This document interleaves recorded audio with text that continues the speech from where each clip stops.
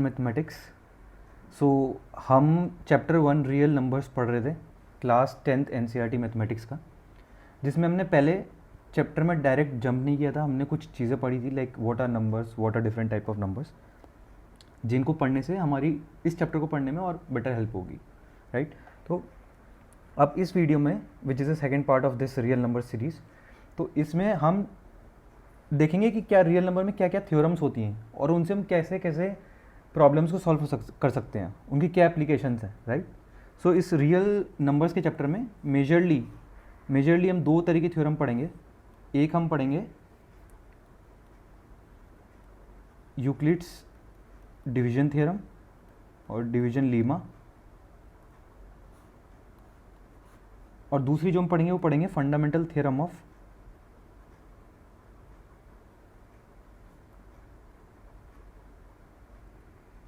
Arithmetics. So इस chapter में हम दो थ्योरम पढ़ने वाले हैं और specially in this video we will only be covering Euclid's division lemma, right. So इस वीडियो में ये करेंगे और फिर नेक्स्ट वीडियो में we will be covering fundamental theorem of arithmetics. So इस वीडियो में हम देखेंगे यूक्लिड्स डिवीजन लीमा होता क्या है, इसको क्यों यूज़ करते हैं, इसको किस चीज़ को सॉल्व करने के लिए यूज़ कर सकते हैं, और इससे रिलेटेड हम कुछ प्रॉब्लम सॉल्व करेंगे, राइट। तो एक जनरल चीज़, इसको as a name is suggesting division, तो ये डिवीजन से रिलेटेड एक थ्योरम है और ये मल्टीप्लिकेशन से रिलेटेड एक थ्योरम है, ठीक है। तो हम पढ़ेंगे यूक्लिड्स डिवीजन लीमा। तो ये है क्या, ये क्या कहती है ये थ्योरम। तो सिंपल आपने डिवीजन पढ़ा है जो आज तक, कि अगर एक नंबर ए है जो बी को डिवाइड करता है, ठीक है, आपने कुछ डिवीजन किया, लास्ट में रिमाइंडर आर आया और ये आपका क्वेश्चन था। तो इसको हाईलाइट कर लेते हैं क्या क्या है, just for the sake of revision. This is question, right, this is remainder, this is आपका डिविडेंड, ये आपका हो गया डिवीजर, राइट। सो अब मैं बोल रहा हूँ कोई भी नंबर बी को जब हम ए से डिवाइड कर रहे हैं तो रिमाइंडर आता है आर, और वो नंबर का जो क्वेश्चन होता है वो होता है क्यू।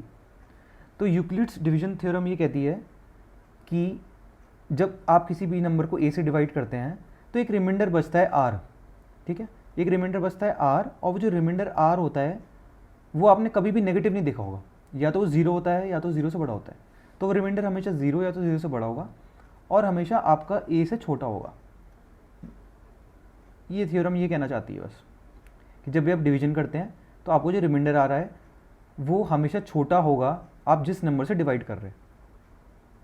तो अगर आप बी को ए से डिवाइड कर रहे हैं तो जो रिमाइंडर आएगा वो हमेशा ज़ीरो से बड़ा होगा या तो ज़ीरो के बराबर होगा, and it will be less than A, जिसमें ए आपका हो गया ये जो नंबर नीचे है जिससे आप डिवाइड कर रहे हैं। This is Euclid's division lemma, right.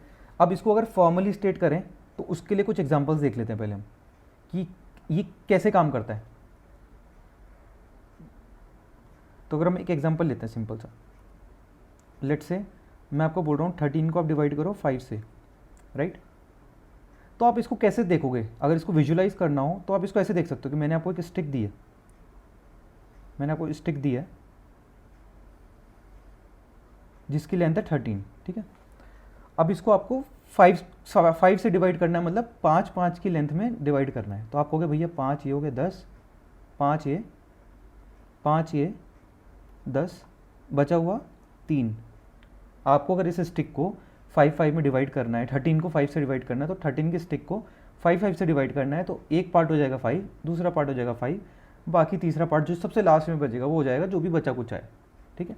और वो हमेशा 5 से छोटा ही होना है, 5 से बड़ा हो ही नहीं सकता, ना ही 5 हो सकता।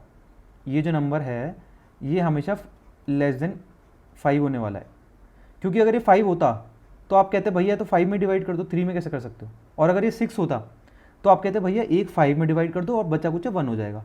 तो आप कभी उसको 3 नहीं लिख सकते या 5 से बड़ा 6 नहीं लिख सकते। फॉर एग्जाम्पल अगर ये स्टिक है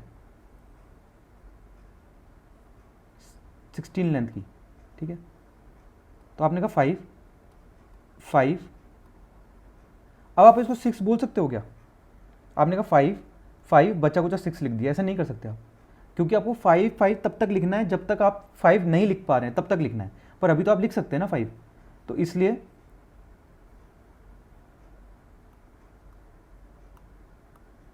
यहाँ पे आप 5 लिखेंगे, क्योंकि आप लिख सकते हैं, बचा कुचा जो 6 बचा है उसमें आप 5 निकाल सकते हैं, और जो बचा है वो 1 है, तो इसलिए हमेशा जो ये बचेगा नंबर, ये हमेशा लेस देन 5 होगा, ठीक है। तो अब जो मैंने लास्ट वाला लिखा है 16 डिवाइडेड बाय 5, तो इसको आप कैसे लिख सकते हो? 16 जो नंबर है, 16 लेंथ की जो स्टिक थी, उसको आप कैसे लिख सकते हो कि भैया 5 5 की 3 बार है और जो बचा कुछ है वो 1 है। आप 16 को इस तरह लिख सकते हो कि नहीं लिख सकते? दूसरा एग्जांपल लेते हैं। लेट से मैं आपसे कह रहा हूँ 14 को डिवाइड कीजिए 3 से, तो आप कहेंगे भैया ठीक है 14 की एक स्टिक बना लेते हैं 14 लेंथ की, और 3 3 3 9 हो गया। अब क्या मैं यहाँ 5 लिख दूँ? नहीं, क्योंकि मैं 3 लिख सकता हूँ, तो मैं 3 वापस लिखूँगा। अभी 12 हो गया, यहाँ बच्चा कुछ 2 आ जाएगा, जो भी बच्चा कुछ आखिरी में 2 आ जाएगा। तो अब मैं कह रहा हूँ कि भैया मैं 14 को कैसे लिख सकता हूँ? भैया 3 3 की मैं 4 बार तोड़ सकता हूँ स्टिक, और बच्चा कुछ जो 2 है कि उतनी की स्टिक एक हो जाएगी, तो मैं इसको इस तरह लिख सकता हूँ, राइट। तो अगर आप ध्यान देंगे तो जो मेरा नंबर था 14 और जो मेरा नंबर था 3, वो क्या था? ये और ये, मतलब मैंने अगर b बाई ए किया, राइट, तो आपका ये था b और ये था a, और ये आपको कुछ नंबर था 4 प्लस आपका था कुछ 2 यहाँ पे, ठीक है। तो आपने इस तरह लिख दिया, राइट। और ये जो मैंने आपको बोला 2 है, ये हमेशा 3 से छोटा होने वाला है, मतलब 2 जो बचा कुचा नंबर है, तो बचा कुचा नंबर है ये हमेशा मेरा a से छोटा होने वाला है, तो इसका मतलब 2 is less than what ever my a is, right. 2 is less than a और ग्रेटर देन 0, ये हमेशा 0 से बड़ा होने ही वाला है, या तो 0 होगा, राइट। तो यही ये थ्योरम कहती है। अगर आप इसको अगर आप फॉर्मली स्टेट करें,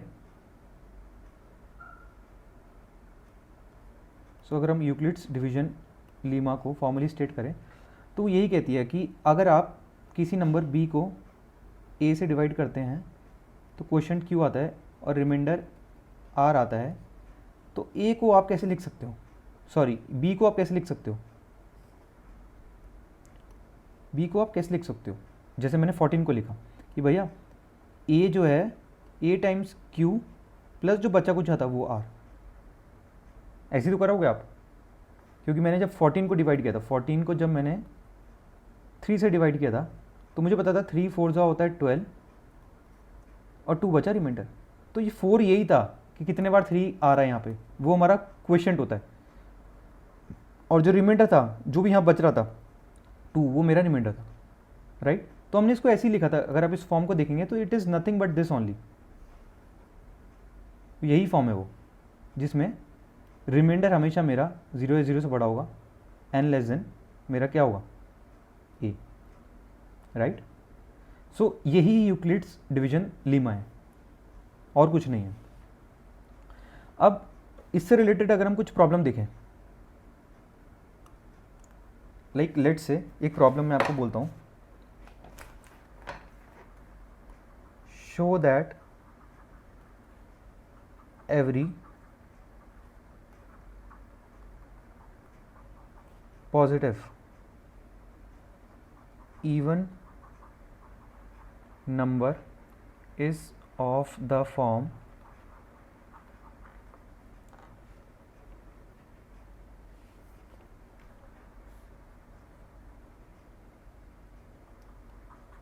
2q and every positive odd number is of the form 2q plus 1। अगर आपको ये प्रूफ करना है तो कैसे करोगे? अब इसको प्रूफ करने के लिए आप इस लीमा की हेल्प ले सकते हो, जो भी मैंने आपको पढ़ाया, यूक्लिड्स डिवीजन लीमा। ये क्या कहता है? कोई भी नंबर a है या कोई भी नंबर बी है जिसको आप डिवाइड कर रहे हो ए से, तो कुछ टाइम्स जाएगा क्वेश्चन से और बाकी बचा रिमाइंडर आएगा, और जिसमें रिमाइंडर मेरा होगा, सॉरी रिमाइंडर मेरा 0 से बड़ा या 0 के बराबर होगा, लेस देन ए होगा, राइट। ये यूक्लिड्स डिवीजन थ्योरम है। तो इस केस में अगर मैं ए की वैल्यू 2 रख दूँ, मतलब मैं कह रहा हूँ मैं बी को 2 से डिवाइड कर रहा हूँ, तो मैं इसको कैसे लिख सकता हूँ यूक्लिड्स डिवीजन थ्योरम के अकॉर्डिंग? बी क्या होगा, 2 टाइम्स कुछ क्वोशिएंट प्लस एक रिमाइंडर, जिसमें रिमाइंडर मेरा होगा 0 है 0 से बड़ा, लेस देन ए, और यहाँ पे ए क्या है हमारा, ए इज़ हमारा 2, तो ए हमारा हो जाएगा 2।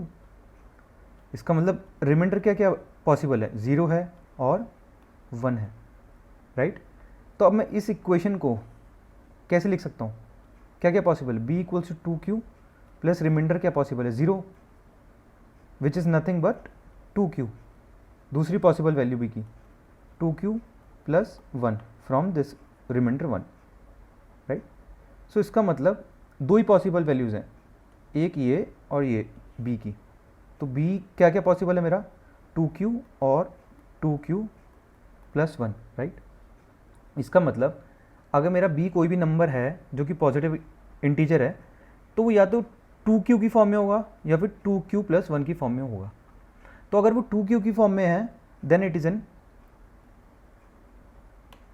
even number, if it is in 2q plus 1 form it is an odd number, simple सी बात। नहीं तो वैल्यू पुट करके देख लो, q की वैल्यू कुछ भी रख लो, आप 10 रख दो तो 10 to the 20, तो b एक इवन नंबर हो गया। सिमिलरली आप q की वैल्यू सेकंड वाली में कुछ भी रख दो, 5 रख दो, 5 to the 10 प्लस 1 11, तो b एक और नंबर हो गया। तो इसलिए हर एक नंबर इस या तो 2q की फॉर्म में होगा तो इवन होगा, 2q प्लस 1 की फॉर्म में होगा तो वो ऑड होगा। सही है, इतनी बात समझ आई। अब हम बढ़ते हैं अपने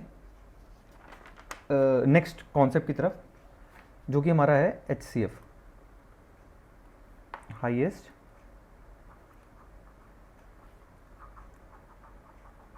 कॉमन फैक्टर। अभी आपने पहले पढ़ा होगा 9th में, 8th में, 7th में, आपने कहीं ना कहीं पहले पढ़ा हुआ है कॉन्सेप्ट, जो कि होता क्या है जिसका मतलब क्या है, it is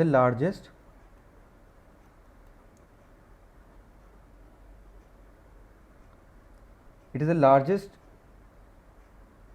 common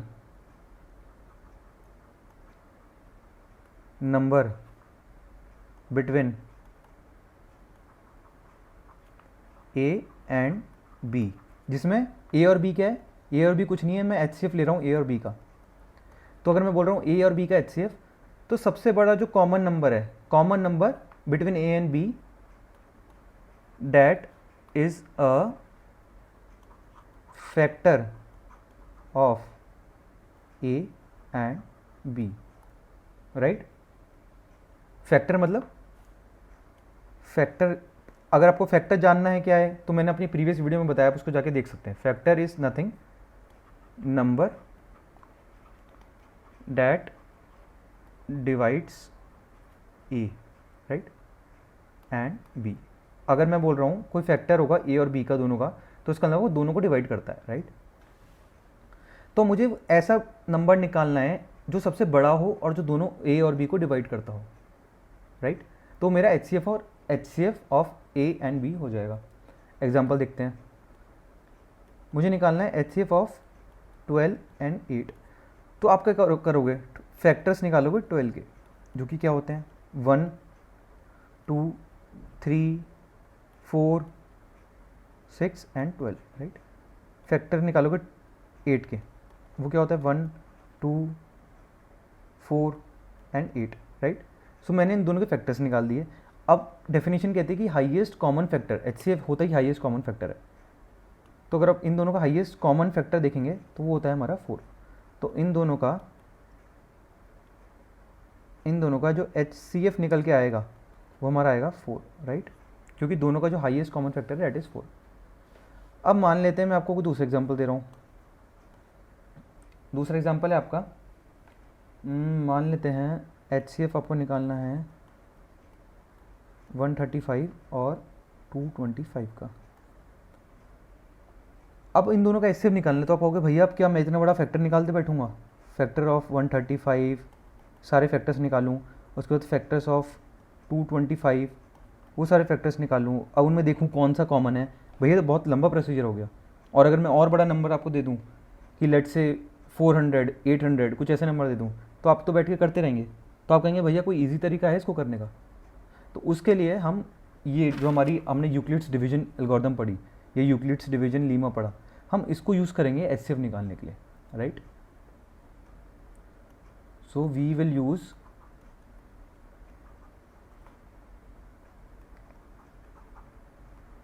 Euclid's division lemma to find HCF of A and B, right. किसी भी दो नंबर के HCF निकालना है तो हम यूक्लिड्स डिवीजन लीमा को यूज़ करेंगे। अब इसको यूज़ कैसे करते हैं, यूज़ कैसे करेंगे इसको। लेट से मेरे को क्वेश्चन है HCF निकालो 455 और 42 का। तो हम क्या करते हैं, इसको जो हमारी फॉर्म थी कि b is equals to A into question होता है प्लस रिमाइंडर होता है, राइट। और ये कब लिख सकते हैं, जब हम b को a से डिवाइड कर रहे हैं। तो इसी तरह हम क्या करते हैं, जो बड़े वाला नंबर है उसको छोटे वाले नंबर से डिवाइड करते हैं। तो हम करते हैं 455 डिवाइडेड बाय 42, राइट।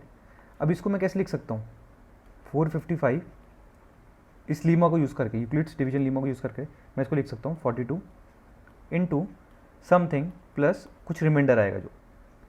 अब 42 कितना सा क्या नंबर हो सकता है यहाँ पे, अगर मैं इसको 10 लिख दूँ, 42 इंटू 10 420, पर मैं यहाँ 11 नहीं लिख सकता हूँ वरना वो 455 को क्रॉस कर जाएगा। तो सबसे बड़ा जो नंबर मैं लिख सकता हूँ 42 इंटू 10 420, और जो बचा हुआ रिमाइंडर आया मेरा विच इज़ 35, वो मेरा यहाँ पे आ जाएगा। अब मेरा नेक्स्ट प्रोसेस क्या होगा, अब जिससे मैंने इस नंबर को डिवाइड किया था पहले, वो मेरा नंबर आ जाएगा यहाँ पे। अब मैं उस नंबर को डिवाइड करूँगा और जो मेरा रिमाइंडर आया था वो मेरा नंबर आ जाएगा यहाँ पे 35। अब मैं वापस से मल्टीप्लाई किसी से करूँगा और वापस से मेरा रिमाइंडर कुछ आएगा। तो मेरा यहाँ आप सिंपल से देख सकते हैं 35 1 से 35, रिमाइंडर कितना है 7। वापस से सेम 35 को लिया ही जिस नंबर से डिवाइड किया था पिछली बार, अब उस नंबर को डिवाइड करेंगे 35, और जो रिमाइंडर था अब उससे डिवाइड करेंगे। तो रिमाइंडर से 7 इंटू कुछ यहाँ पे नंबर आएगा, कुछ यहाँ पे रिमाइंडर आएगा। अब 7 5 या 35 हमें पता है, रिमाइंडर आ गया 0। अब जैसे ही रिमाइंडर 0 आ जाए, जैसे ही रिमाइंडर मेरा 0 आ जाए, तो यहाँ पे जो भी जिस भी नंबर से मैं डिवाइड कर रहा था, जो भी मेरा यहाँ डिवाइज़र था, जो कि मेरा 7 है, that will be my answer, that will be my answer. मतलब that will be what, HCF of 455, 42 is nothing but 7। तो यहाँ मैंने इस यूक्लिड्स डिवीजन लीमा को यूज़ कर लिया। तो यहाँ मेरा 3 स्टेप में डायरेक्ट मैंने HCF निकाल के आपके हाथ में दे दिया, और जो कि एकदम 100% करेक्ट है। वरना अगर आपको ये नहीं पता होता लीमा, तो आप क्या करते, आप यहाँ सारे फैक्टर्स निकालते दोनों के बैठ के, उसके बाद आप जाके देखते कौन सा सबसे बड़ा फैक्टर है, और फैक्टर्स निकालने में अगर आपने कोई भी एक मिस कर दिया फैक्टर, तो वहीं क्वेश्चन खत्म हो गया आपका। तो यहाँ पे आपको सिंपल से ही मेथड करना है। अब इसको और अभी इसको अगर आप विजुलाइज करेंगे तो थोड़ा डिफिकल्ट है विजुलाइज करना। अगर इसको विजुलाइजेशन करना है और इजी वे में करना है, तो इसको आप इस तरह कर सकते हैं कि लेट से मैं आपको बोल रहा हूँ कि हाईएस्ट कॉमन फैक्टर निकालिए 135 का और 225 का, राइट। तो अब क्या करेंगे, जैसे मैंने आपको बताया, जो बड़े वाला नंबर है उसको छोटे वाले नंबर से डिवाइड करेंगे, राइट। तो ये क्या होगा 135 रिमाइंडर क्या आया 90, राइट। अब मैंने बोला जो रिमाइंडर आया अब वो मेरा डिविडेंड बन जाएगा, और डिवाइड किसको करने वाला हूँ मैं, किसको डिवाइड करूँगा मैं, बताइए। अब मैं डिवाइड करूँगा जो मेरा जिससे मैं पहले डिवाइड कर रहा था, वो मेरा नंबर आ जाएगा यहाँ अंदर। तो मुझे इस नंबर को डिवाइड करना है जो पहले रिमाइंडर आया था उससे। तो 90 1 से 90, यह मेरा आ जाएगा 45। अब मुझे वापस से सेम प्रोसीजर फॉलो करना है, मुझे वापस से एक नंबर को डिवाइड करना है जो कि कुछ नहीं होगा, मेरा 90 हो जाएगा, क्योंकि पहले मैंने उसी नंबर को डिवाइड किया था, उसी नंबर से डिवाइड किया था, राइट। तो मेरा 90 हो जाएगा यहाँ, 45 2 90, रिमाइंडर आया 0। तो अब मेरा आंसर क्या हो जाएगा, जब रिमाइंडर 0 आ जाए, जब भी रिमाइंडर 0 आ जाए तो जिस नंबर से आपने डिवाइड किया था ये वो आंसर है।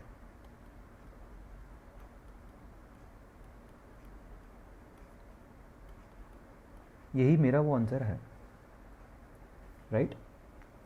अब अगर मैं प्रीवियस एग्जांपल को देख लूं, जो मैंने पहला एग्जांपल देखा था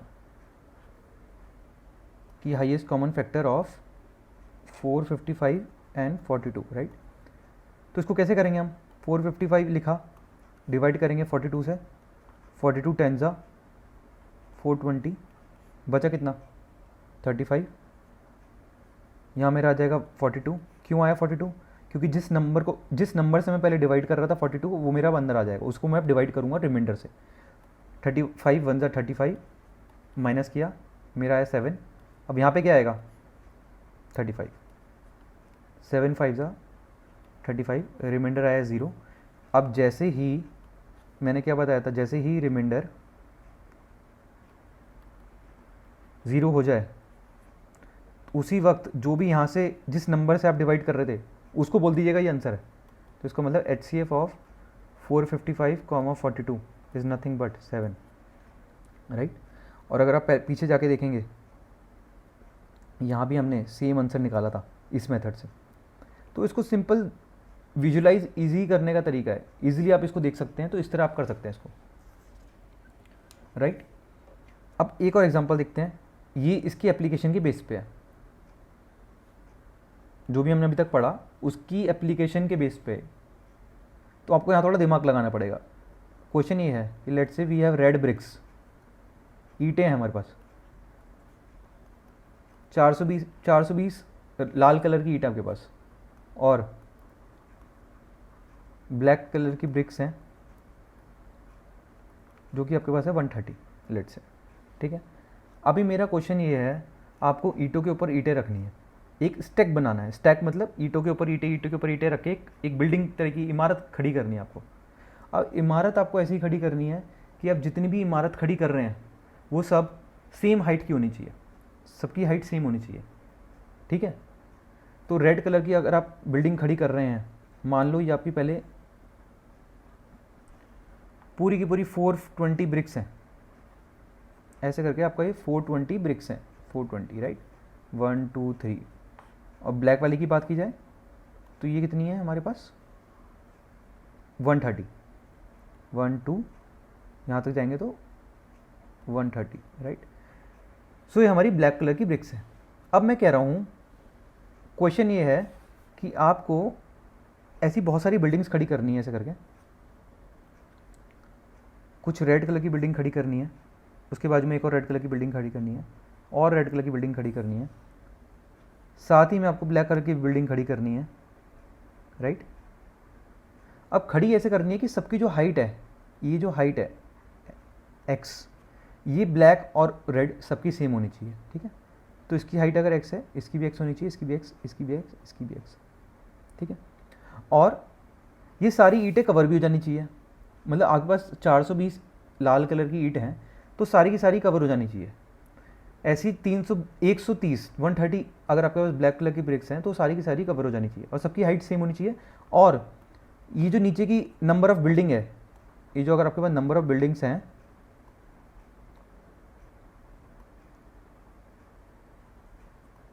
ये जितनी कम हो, जितनी मिनिमम हो उतनी अच्छी है। हमें वही आंसर चाहिए जिसमें मिनिमम हो।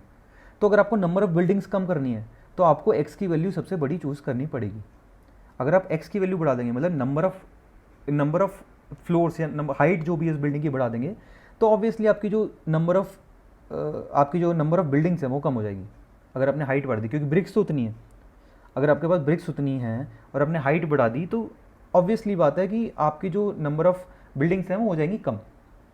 तो मेरे को एक ऐसा x फाइंड करना है जो, अगर मेरे को एक ऐसा x फाइंड करना है जो मेरे 420 को भी डिवाइड कर दे। मतलब अगर मैं 420/x करूँ तो मेरा जो रिमाइंडर है वो 0 आना चाहिए। ऐसी मैं 130/x करूँ तो मेरा जो रिमाइंडर है वो 0 आना चाहिए, राइट। क्योंकि अगर रिमाइंडर ज़ीरो नहीं आएगा तो मेरी ब्लैक कलर की ईंट कुछ बच जाएंगी और रेड कलर की ईंट कुछ बच जाएंगी और फिर हाइट मेरी एक बिल्डिंग की छोटी हो जाएगी, वो मुझे नहीं चाहिए। तो मेरे को एक्स ऐसा चूज़ करना है जिससे मैं 420 को भी पूरी तरह से डिवाइड कर सकूं और 130 को भी पूरी तरीके से डिवाइड कर सकूं, और मुझे वो एक्स सबसे बड़ा चाहिए, मुझे वो एक्स की वैल्यू सबसे बड़ी चाहिए। क्यों चाहिए? क्योंकि मैंने क्वेश्चन में बोला आपको कि नंबर ऑफ़ बिल्डिंग्स मुझे सबसे कम चाहिए, वो तभी हो सकती है जब एक्स की वैल्यू सबसे बड़ी होगी, राइट। तो अब इस स्टोरी से सिंपल सी एक बात समझ आ रही है कि एक्स ऐसा नंबर है जो दोनों को डिवाइड करता है और एक्स सबसे बड़ा है, which is nothing but what, highest common factor of 420 and 130। This is the value of X we want, क्योंकि हमें एक्स ऐसा चाहिए था जो दोनों को डिवाइड करता हो। अब दोनों को डिवाइड करेगा तो दोनों का फैक्टर होगा, क्योंकि फैक्टर होगा तभी रिमाइंडर ज़ीरो आएगा। दोनों का फैक्टर है और सबसे बड़ा फैक्टर होना चाहिए जो दोनों के बीच में कॉमन है, तभी हम इस चीज़ को अचीव कर पाएंगे। तो दोनों को HCF हमने निकालना है, राइट। तो हम सिंपल से जो आपने थ्योरम पढ़ी है, यूक्लिड्स डिवीजन थ्योरम, उसी से हम निकालेंगे 420 और 130, राइट। तो हम अगले पेज पे जाते हैं। 430